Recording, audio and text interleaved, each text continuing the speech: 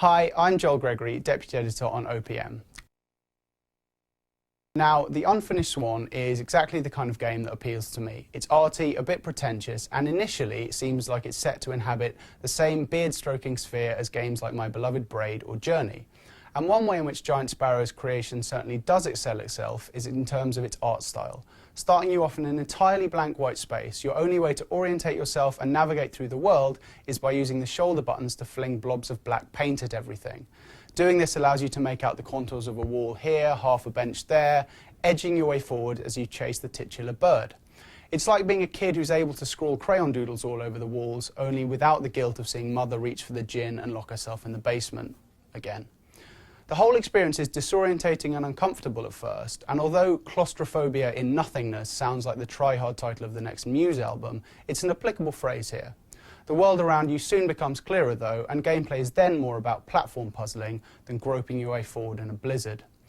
The reason for all this groping is that you, 10-year-old Monroe, have awoken in a dream chasing down the subject of an incomplete painting by your late mother.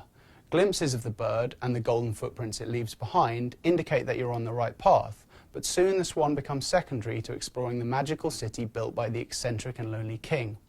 The game conveys this dreamy feeling excellently, and the presentation of the narrative of a child's storybook fits perfectly. The world is full of a sense of wonderment, and you feel like you're tentatively journeying into a fairy tale.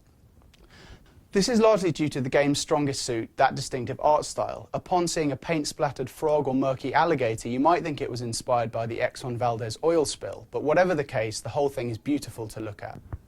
Also, and we don't want to spoil the surprises, in the second half of proceedings, your environment completely changes and things get even more interesting and inventive.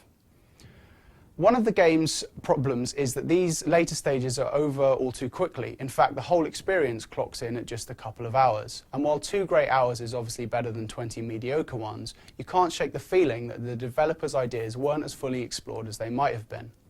The other issues that prevent The Unfinished Swan from hitting the same highs as certain other PSN titles with indie sensibilities are a lack of variety and insufficient engagement with the narrative. The core mechanic of interacting with the world only via the medium of coloured blobs, first paint, then water, then more exotic things later on, is brilliant in conception, but never really evolves or, due to a lack of ingenuity in the puzzles, finds its best expression. There's also, beyond seeing what prettiness lies ahead, little compelling about Monroe's journey. Games such as Limbo or Journey draw you forward with a sense of intrigue and engagement with your surroundings, but this feels more like you've been plonked in the middle of an art exhibition and told to dick around with it, which admittedly sounds like quite a lot of fun.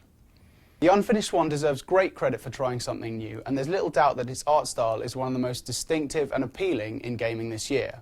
But just like that smack-dealing glamour model you pursued in high school, don't let its looks blind you to its issues.